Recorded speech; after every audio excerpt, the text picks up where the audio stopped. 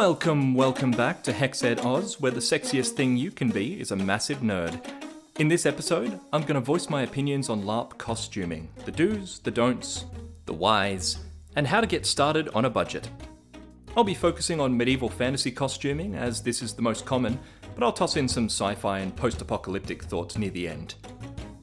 Before we get rolling though, I would really like to thank Ben Harrison, also known as Jankbox, who has offered to provide music for this episode and potentially episodes moving forward. Thank you very much, Ben, and you can also find Ben's other music on bandcamp.com. It's really cool stuff, so go check it out. Alright, let's open that wardrobe and get dressed for success. First, some basic principles. 1. Think practical.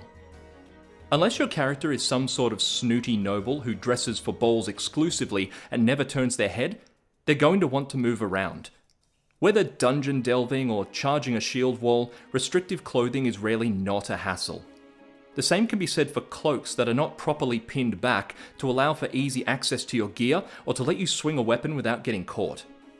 When putting a costume together, ask yourself whether the various pieces are going to cause you difficulty, and save your most elaborate or invasive garb for special occasions or cosplay cons. 2. Secure everything. You want to ensure that your costume isn't going to fall apart the moment you break into a light jog. From prosthetic horns to belts to arrows in a quiver, make sure you tighten or pin down your costuming so that you won't be put in an embarrassing pickle mid-scene. Ever had one of those dreams where your pants fall down in front of a crowd? Yeah, let's avoid that, shall we? 3. Consider your actual health. Make sure that you can intermittently loosen or remove any unavoidable restrictive clothing. Think corsets, and especially binders. Make sure that you research how long you can wear such items without issue, and do not exceed that time limit. Take breaks, seriously, or you may risk genuine harm to yourself. Having a trusted buddy who can help you loosen or remove the items is something I highly recommend. Additionally, if choosing to wear contacts or prosthetic fangs and tusks, remove them every few hours to give your eyes and mouth a break. Make sure that you rinse and disinfect them during each break, and if they start to hurt or irritate you, stop using them. We know you really like your yellow werewolf irises, but are they worth damaging your vision permanently? Trick question, the answer's no. When choosing footwear, remember practicality first.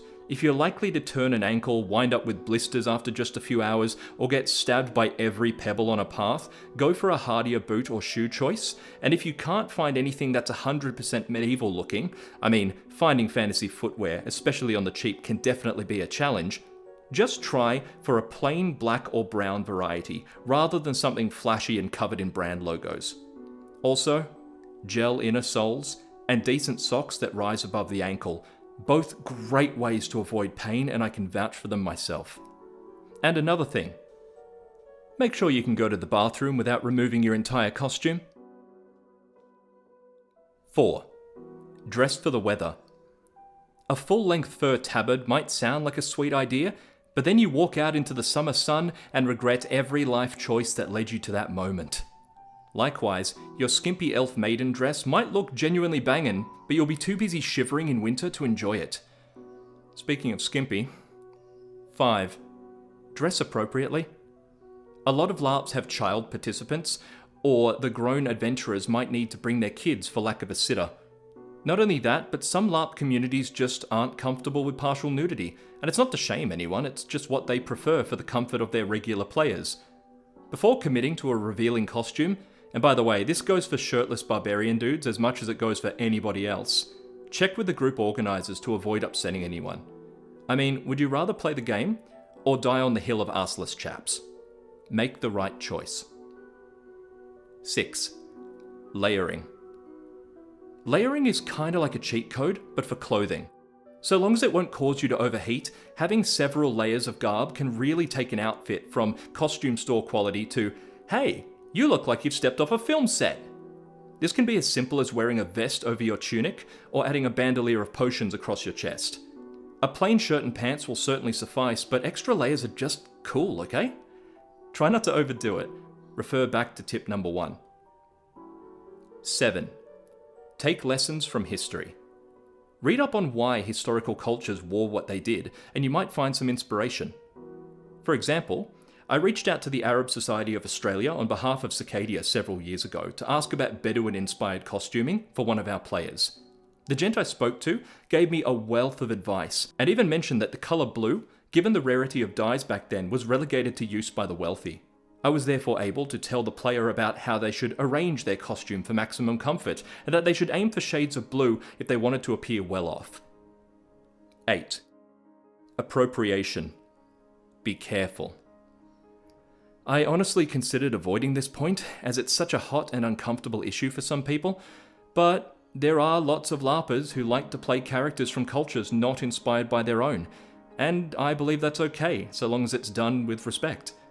I've also met a lot of very diverse LARPers who enjoy seeing their friends take inspiration from their ancestral histories. So with that in mind, here we go. Whew, let's try not to get cancelled. Given the time in which we live and the prevalence of debate about what is or isn't cultural appropriation, you need to do a little extra research when playing a character from a setting that is based on real-world cultures outside of your own. I personally believe that the essence of cultural celebration is indulging in aspects of that culture, cooking their food, listening to their music, wearing their clothes. But of course there are obviously going to be some hard no-goes, especially when it comes to religious or ceremonial items. Do your research. And if you're not sure, ask around, whether in person or online. Just be aware that not everyone will be happy to answer your questions, so don't be pushy. Their real-life experiences may have involved answering the same questions over and over for people with less savoury intentions, and their discomfort is more than likely valid. While not specifically a point about costuming, it also pays to avoid enacting harmful or lazy stereotypes of a real-world culture, whether or not your character is from a fictional setting. Backtracking to point 7, the Arab Society cautioned me that playing a male Middle East-inspired character as a lustful, drug-addicted slaver and nothing else is going to upset people. Not that our player wished to do so, thankfully. One more thing, and it really shouldn't need to be said, but never wear blackface or yellowface makeup. Never. There is a reason why drow in D&D are now described as having grey to purple skin tones. 9. Costume as advertisement. Consider whether you want others to know your character's vocation on sight. While it might be helpful for a mercenary to amble around in chainmail looking like a brawler for hire, an assassin in all black robes and hood is going to stick out like a sore thumb, which makes them generally less effective in their role. In real life, assassins and shinobi more often dressed like regular villagers because that's what worked. This same point can apply in other ways too. Does your mage want to look like a mage in a setting where magic is feared and practitioners get burnt at the stake? Just something to consider. 10. Weathering. Lived-in clothing always looks just a little different from clean, fresh, brand new gear. So if you're planning to play a traveller or just a regular adventurer at work, once you have your costume, be sure to wear it around a bit. Maybe do some workouts in it. This will not only help you figure out if you can move around without issues, but a few sweat stains, a little dirt, even when you wash them out, will make your garb look way less costume and more, this is a living, breathing character right here. More advanced costume makers can even look at adding some frayed edges, holes from old battles, scuff marks on armor, but if you're just starting out, don't worry about all that, as you don't want to accidentally damage your stuff for real. Alright, basics covered. But how do you do it all on a budget? Well, here's a couple of ideas. 1. Friends and family. A lot of LARPers fail to see the veritable skill pool that exists in the people around them, even non-LARPers. Your nan might be just the right person to take a cheap or free download of a gambeson pattern, be careful of online scam sites by the way, and turn her leftover quilt fabric into an epic beginner costume. Hell, she'll probably do it for nothing more than a kiss on the cheek and a cup of tea. Likewise, you might have friends in the hobby looking to offload their old gear for a big old discount of course, or maybe they're just happy to see it gone from their guest room. There's no harm in asking at any rate, so reach out and see who might be an as yet untapped resource. 2. Costume stores. I will admit, costume stores can be a bit of a hit and miss, given the varying degree of quality, price and practicality. That said, I've been surprised before. stumbling upon some really fantastic NPC outfits like generic brigands and smaller monsters. If you're feeling stuck, heading to a local Party Palace variety store or even hitting up online retailers like Costume.box in Australia, very fast delivery from them, I call that a plus. It might just be your answer. And don't forget that layering tends to fix a lot of costuming issues. Think your Roman toga looks a bit flat?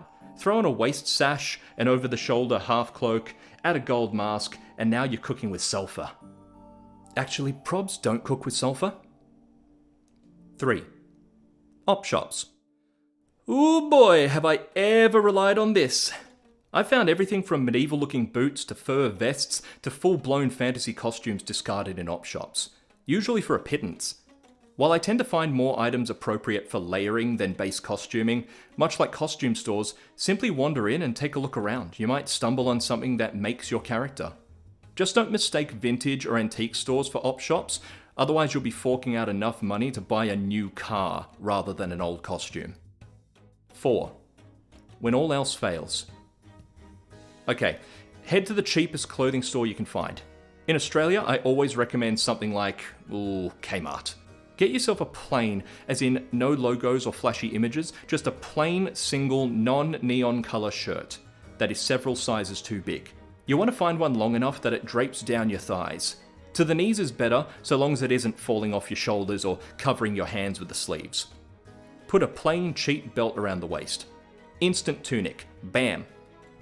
Cap off this look with practical dark shoes and plain dark pants. No jeans. Get something a little stretchy if possible. Avoid Adidas stripes like the plague. 5. A shout out. I wanted to mention, particularly for my Aussie listeners, a company called Medieval Fight Club. They deal in authentic armor, medieval cutlery, furniture, and other props, and also in garb.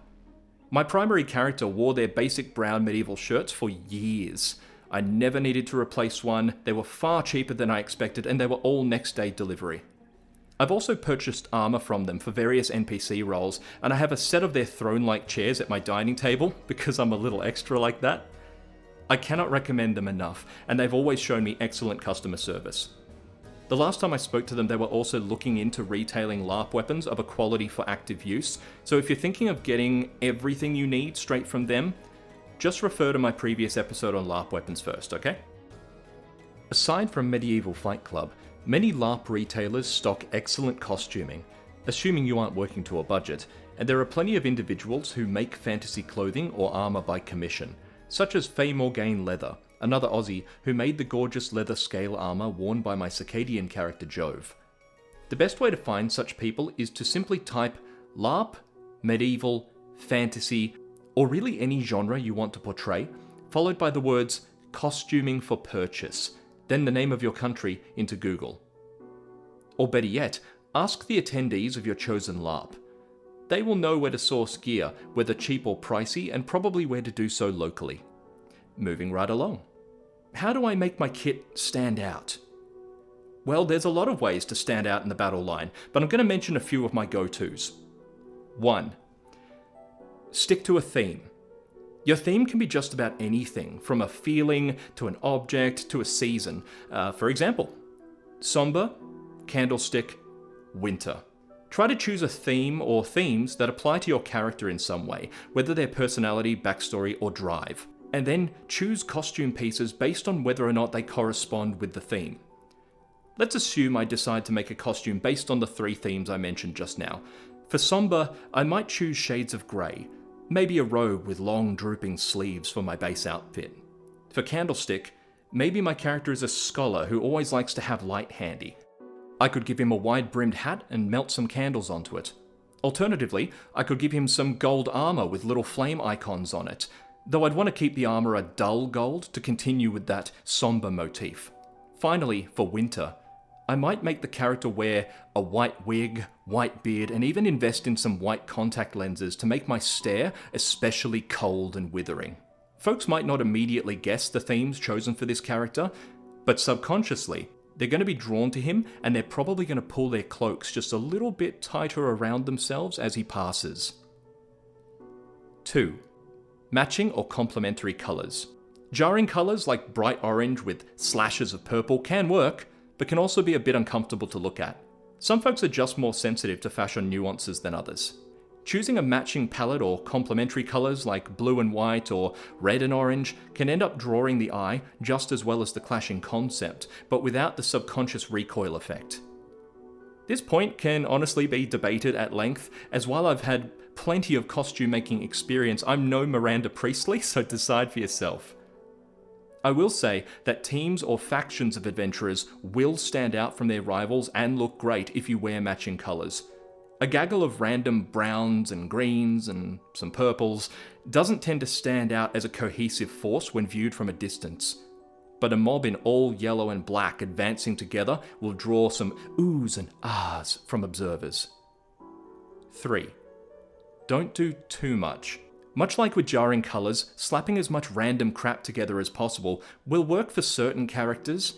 Travelling caravanners, street peddlers, these characters come to mind. But if they don't buff their look with plenty of personality, they might go overlooked after an initial glance. Again, it's a human psychology thing. Our eyes prefer to focus on key details rather than messy jumbles. 4. Accent pieces. Like I just said, our eyes focus on key details. So have just 1 or 2 pieces of your costume that contrast with the rest and really pop out. Returning to my frosty scholar, maybe he has a massive blue jewel hanging from his neck. Maybe his hat isn't grey but rather a dull gold material, really leaning into that candlestick part of the theme.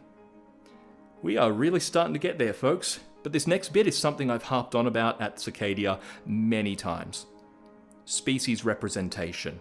Unless you're playing a normal pure-blooded human or a replicant cyborg of some sort, hi there Trekkie LARPers, it is imperative in my opinion to put some effort into looking like your chosen species.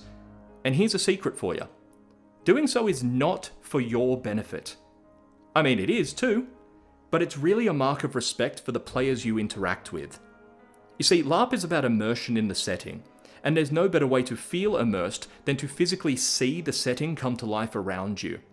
Now, not every game has the funds or resources to make this happen on a grand scale. We're not all blockbuster producers, but it is easy enough to ensure that the characters we meet and play look like the things they say they are.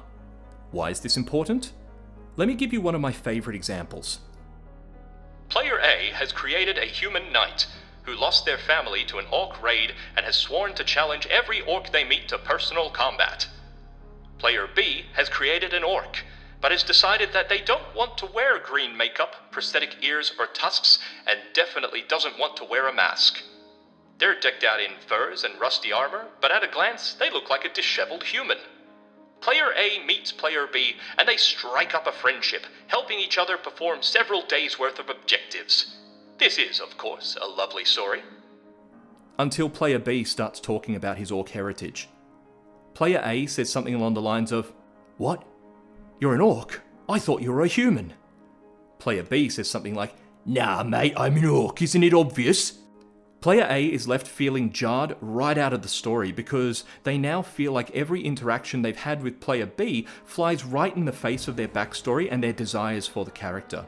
Sure, they've made a friend, and that's cool, but they also feel disconnected, disappointed, like they've been misled. It's a whole lot of negativity now coloring their game experience and that friendship. And I've seen this happen, and felt it myself. It sucks. While no one is expecting film-grade prosthetics from a first-time LARPer, any effort at all is better than none, and it's appreciated. And this just occurred to me. Call me elitist, but a name tag with your species written on it just doesn't really cut it for anybody. In fact, if you must splurge on anything as a first-timer getting into costume, splurge on something to mark your species.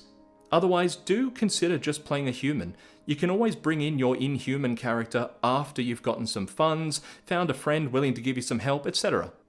As for some easy ways to represent certain fantasy species, let me refer to Cicadia's playable species because they are based on classic D&D choices. Elves. By far, probably the easiest, as just about every single LARP retailer will have elf ears available for a very reasonable price. In fact, often in scaling prices depending on the quality and length. There are latex versions which attach with spirit gum, which is also pretty cheap to acquire, and non-latex versions, some of which just kind of clip on. If you're playing in a game with both elves and half-elves, Choose longer ears, think Warcraft, for pure elves, and smaller ears, think Peter Jackson's original trilogy, for half-elves.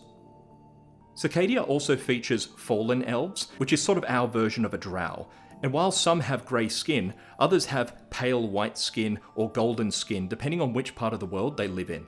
Simply applying some coloured makeup, face paint tends to run and ruin your costume, even if it's just your forehead, nose and cheeks, is good enough to get the point across. Orcs and goblins. Similar to fallen elves, some green makeup applied to the face is usually enough, but adding fangs or tusks and pointed ears instantly bumps the look to a higher tier. Speaking in a higher voice for a goblin, or a more guttural voice for an orc, is a cost-free way to differentiate what kind of green skin you are. Adding the tusks and ears, but omitting the makeup, is also a great way to mark yourself as a half-orc.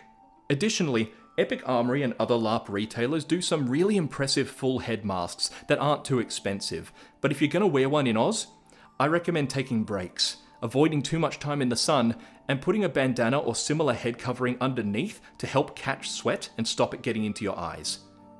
Maybe a tiny ice pack too, if things get a little too hot. Cambions. Half demons, close enough to D&D tieflings. Horns. Simple. You can add some reddish skin and evil-looking rune on the forehead, but curving dark horns is always going to scream demon. Or satyr. Speaking of which, Elementari. In Cicadia, we have a species that is essentially a nature spirit that formed a physical body from one of 5 elements. These differ from D&D Ganassi in that they may look human, but they are not in any way actually mortal flesh and blood. An Elementari of fire might form from the ashes and still burning embers of a campfire. An Elementari of water might be made of ice. This species really benefits from players willing to go all out in making a sort of golem costume, complete with tree bark mask, a cloak of leaves, at least in the case of a life Elementari. But as I've said, a first-timer isn't expected to be able to pull together what will end up looking like a monstrous puppet. Instead, try this. Start by leaning heavily into colours that correspond to the element you chose. Fire? Reds, oranges, yellows. Air? White, pale blue, silver. Then use face makeup in the same colours, but with patterns that indicate your element. Water? Maybe try waves of green, blue and white that mimic a shoreline. Earth? Rusty reds and browns, with jagged cracks like dry clay. If you don't like makeup, you can always wear a mask with elemental details, which will also help to convey the non-human aspect of your character. Once you have the overall palette sorted, add layering and details that represent pieces of your element woven into the form. An Elementari of fire might wear a wig that looks like actual flames instead of hair, along with maybe metal plate mail painted to seem like fire and sparks are licking out from underneath. Likewise, a life Elementari might have some animalistic traits such as a wolfish tail, satyr-like horns and hooves, but is also as likely to have branches for antlers or vines in their hair. I want to note Elementari of air specifically, as air is quite a difficult element to represent with stuff. I recommend looking into things which the wind might cast about, such as feathers, leaves, pages from a torn tome. You can work these things throughout your costume, even cleverly pinning them or stringing them together to seem as though they're floating around you. Maybe a halo of floating objects. A diaphanous cape or cloak, see-through, in shades of pale grey and silver, will seem like mist or swirling dust as the actual wind hits it. I would love to hear further ideas for Elementari of air from my listeners, so by all means, send me a message. Pixies. Wings. Simple. Just like elf ears, these are some of the easiest costume pieces in the world to procure. And just get bug wings, not bird wings. Otherwise people will treat you like an angelic messenger, not a whimsical fey creature. Undead. There are hundreds and hundreds of tutorials for zombie makeup on a budget, and really over-weathering your gear is an easy way to look straight from the crypt. I've had several players over the years put zero effort into costuming undead, only to then claim that they were vampires, and as such look entirely human. But I've always felt that this was kinda lazy. Sorry guys. If you play a porcelain-skinned revenant of some sort, do the fangs. Pale up your skin, even by just a shade. Maybe add some soft blue veins, and if you don't know what I mean, watch Brad Pitt's opening scene in Interview with the Vampire. Now, if we're talking games that are purely focused on vampires, like Vampire the Requiem, then it's less important to show obvious vampiric traits, but for two reasons. One, the game allows for this by way of explaining it in the setting, and two, everyone knows that every other player is a vampire, so the assumption is there upon arrival. That said, I would still recommend putting some effort into showing your vampiric clan in that game in some way, particularly Nosferatu. It just makes for a richer experience, you know? Now for the tricky ones. Dwarves. Before I get into beardlings, I want to discuss height. There is genuinely nothing to be done about height. And while some games prefer to limit certain species to people under 5 foot, or over 6 foot in the case of half-giants and such, most games are pretty forgiving of this. You, the player, simply need to decide if enacting a certain species that doesn't match your real-world proportions, and thus risks a slight break of immersion, is worth doing. That said, even if you're 7 foot tall, there are some ways to dwarf up. The first and most obvious is an over-the-top beard. And I don't mean a regular beard, I mean tuck it into your belt-length beard. Bonus points for weaving intricate braids into that beard, maybe add some Kuzdul rune-covered beads. If you are a female-presenting player, adding long sideburns and a little bit of wispy facial whiskers, that should suffice. In failing that, or if you just can't do beards, adding Kuzdul tattoos and braiding your head hair with the same runic beads mentioned is a great place to start. You can also ensure that your garb and armor is made to look stout, really accentuate width over height. Broad belts are fantastic for this. In the end though, if you don't want to wear a beard, have dwarven tattoos, wear wide clothing, can I just ask, why are you even opting to be a dwarf? Just be a human. Gnomes and halflings. Similar to dwarves, a level of disbelief is always going to be required for players over 5 foot tall. Unavoidable. Both gnomes and halflings benefit from pointed ears, with gnomes looking good in long ears that really jut out to the side, and halflings in the same sort of ears I recommended for half-elves. I also think that gnomes benefit from lots of woodland costuming, like mushroom hats and faux badger fur. Essentially, the kind of stuff a tiny person might wear if they only had access to things they found on the forest floor. Gnomes are also depicted with bushy eyebrows, moustaches, and wispy sideburns in a lot of media, so that can be a good way to look extra gnomish. Halflings are rarely depicted as militaristic, so unlike dwarves who would regularly clank around in armor, consider dressing your halfling in generic traveling clothes and include lots of food as accessories. There are actually lots of LARP throwing weapons made to look like bread, bottles, vegetables, fish, so consider leaning into that trope.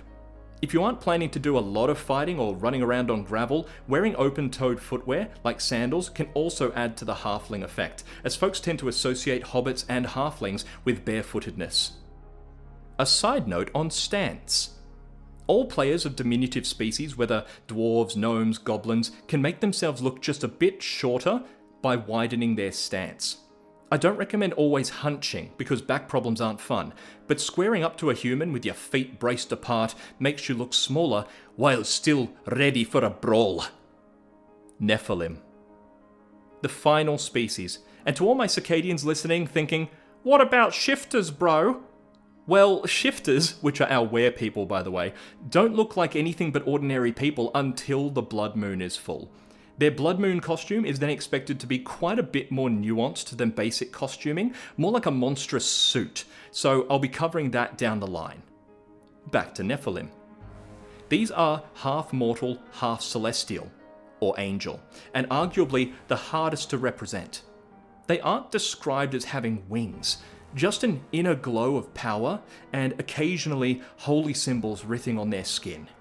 They're very similar to Aasimar in D&D. The simplest idea is striking contact lenses, coupled with an ethereal quality in your acting. Golden eyes on a regular human, while they speak like Galadriel, will give folk a hint that there is something otherworldly at play. You can also find an assortment of divine scriptures online, also in fantasy novels, or maybe just use real-world Aramaic or similar and draw these in gold, or a colour you feel matches your celestial parent and their patron deity. You can draw these across your face, hands, anywhere visible. Finally, a Nephilim is almost certain, unless they reject their heritage, to have holy symbols of the mentioned patron deity on their clothing.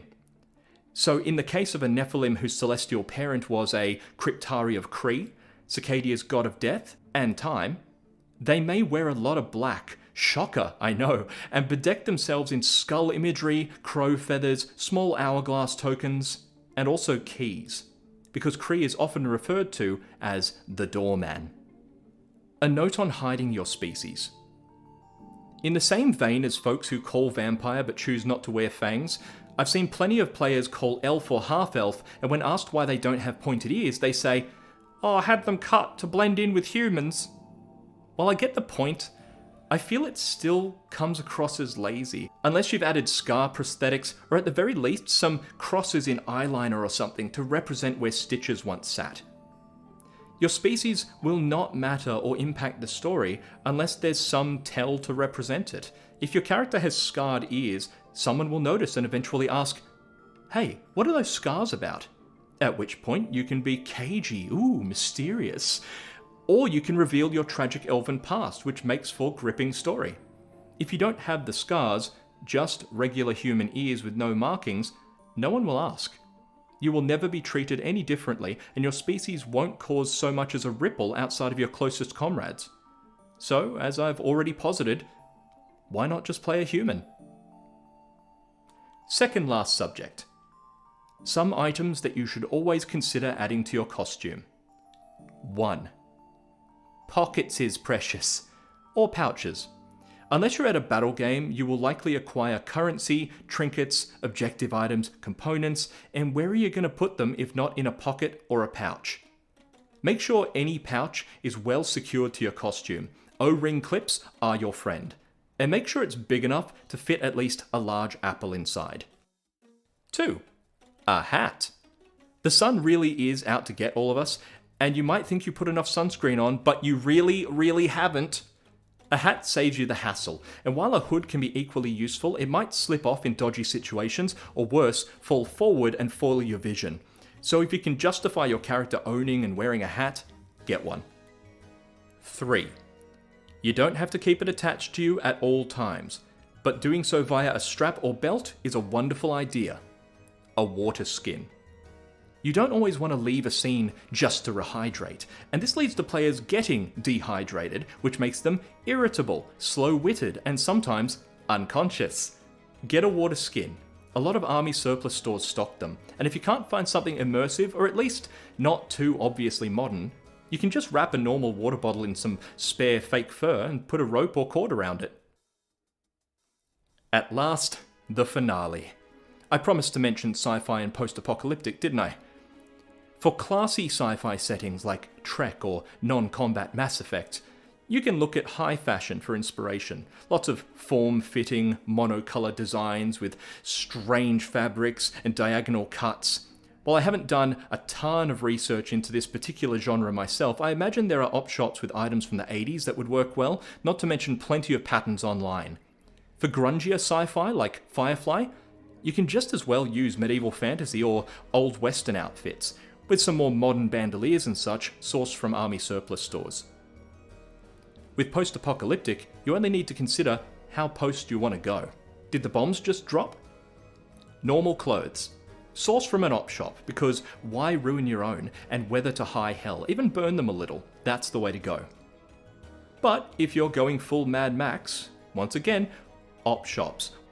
Want to know how much BMX and motocross body armor I found in op shops? A splash of spray paint, scratch the hell out of it with a screwdriver, zip tie some random plates of metal to it over the vital areas, and you are ready for the Thunderdome. Lots of torn fabric, tied like bandages, complete with dirt stains and fake blood, can be used for layering and really sell the concept. And if you need vests, ammo canisters, anything at all to do with playing a soldier at the end of days, a surplus store should be considered your first go-to. Just don't buy any real weapons, even knives to add to your costume, not even for purely aesthetic reasons. You'll scare people, and you'll probably cop a ban from that group. Stick to foam blades and Nerf guns like the rest of us. Well, that was another long one, but if you're still listening, I appreciate you. Thanks again to Ben. Please don't forget to share these episodes around if you're enjoying them, and let me know what else you'd like to hear discussed. I've been Chris, this has been HexEd Oz, and I hope to catch you soon. Bye.